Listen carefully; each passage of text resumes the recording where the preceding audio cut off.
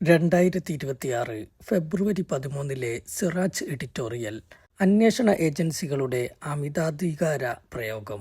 UAPAയുടെ ദുരുപയോഗത്തിനെതിരെ സുപ്രീംകോടതിയിൽ നിന്ന് വീണ്ടും കടുത്ത വിമർശം. പശ്ചിമ ബംഗാളിലെ ബൽദംഗയിൽ അടുത്തിടെ നടന്ന അക്രമസംഭവങ്ങളിൽ കൃത്യമായ അന്വേഷണം നടത്താതെയും കേസുമായി ബന്ധപ്പെട്ട രേഖകൾ കാണാതെയും UAPA ചുമത്തിയ ദേശീയ അന്വേഷണ ഏജൻസി NIA നടപടിയെയാണ് കോടതി ചോദ്യം ചെയ്തത്. ബംഗാൾ സർക്കാർ കേസിന്റെ ഫയലുകൾ NIAക്ക് കൈമാറുന്നതിന് മുമ്പെയാണ് അക്രമസംഭവം സാമ്പത്തിക സുരക്ഷയെ ബാധിക്കുന്നതാണെന്നാരോപിച്ച് അന്വേഷണ ഉദ്യോഗസ്ഥർ UAPA ചുമത്തിയത്. എല്ലാ പ്രതിഷേധ സമരങ്ങളെയും സാമ്പത്തിക സുരക്ഷയ്ക്ക് ഭീഷണിയായി കാണരുതെന്നും കേസുകളിൽ ഗുരുതര കുറ്റങ്ങൾ ചുമത്തുന്ന കാര്യത്തിൽ അന്വേഷണ ഏജൻസികൾക്ക് മുൻവിധി പാടില്ലെന്നും കോടതി ഉണർത്തി. രാജ്യ സുരക്ഷയുമായി ബന്ധപ്പെട്ടതും അതീവ പ്രാധാന്യമർഹിക്കുന്നതുമാണ് രാജ്യത്തിന്റെ സാമ്പത്തിക സുരക്ഷ. അതിന് ഭീഷണി ഉയർത്തുന്ന ഏത് നീക്കത്തെയും പ്രതിരോധിക്കേണ്ടതു തന്നെ. അതേസമയം ഒരു പ്രതിഷേധ സമരത്തിന്റെ ഭാഗമായി സ്വത്തുവകകൾ നശിപ്പിക്കപ്പെടുന്നത് സാമ്പത്തിക ഭീകരവാദവും രാജ്യസുരക്ഷയ്ക്ക് ഭീഷണിയുമായി കാണാനാകുമോ എന്നതാണ് പ്രശ്നം. സമരത്തിനിടെ വാഹനങ്ങൾ തകർക്കുന്നതും പൊതുമുതൽ നശിപ്പിക്കുന്നതും കുറ്റകരമാണെന്നതിൽ സംശയമില്ല. ഇതിനെതിരെ പ്രയോഗിക്കാൻ പൊതുമുതൽ നശിപ്പിക്കുന്നത് തടയുന്നതിനുള്ള നിയമം 84 പോലെയുള്ളവ നിലവിലുണ്ട്.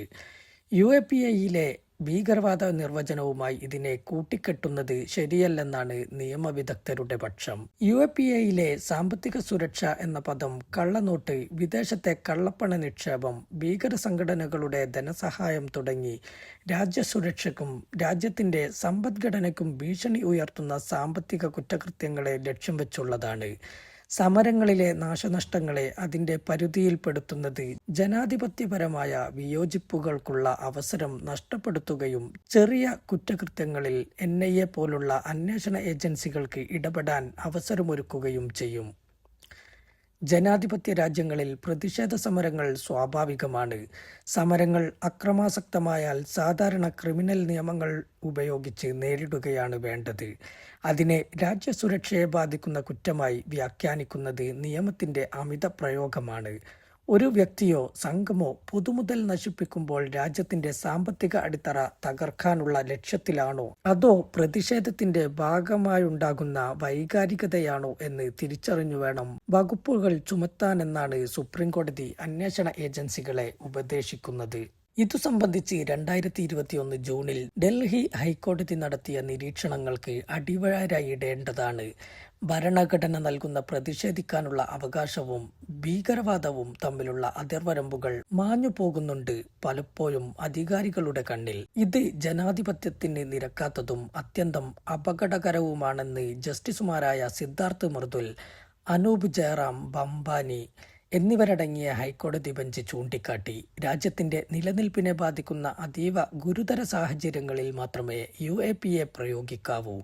നമ്മുടെ ജനാധിപത്യത്തിൽ പ്രതിഷേധങ്ങൾക്കും വിയോജിപ്പുകൾക്കും സ്ഥാനമുണ്ട്.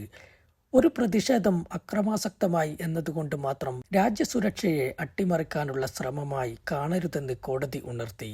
വടക്കുകിഴക്കൻ ഡൽഹി കലാപക്കേസിൽ UAPA ചുമത്തി ജയിലിലടച്ച വിദ്യാർത്ഥി നേതാക്കൾക്ക് ജാമ്യം അനുവദിച്ചുകൊണ്ടായിരുന്നു ഹൈക്കോടതിയുടെ ഈ സുപ്രധാന നിരീക്ഷണങ്ങൾ. NIA പോലുള്ള അന്വേഷണ ഏജൻസികളിൽ നിന്ന് രാജ്യം പ്രതീക്ഷിക്കുന്നത് നിഷ്പക്ഷവും ശാസ്ത്രീയവുമായ അന്വേഷണമാണ്.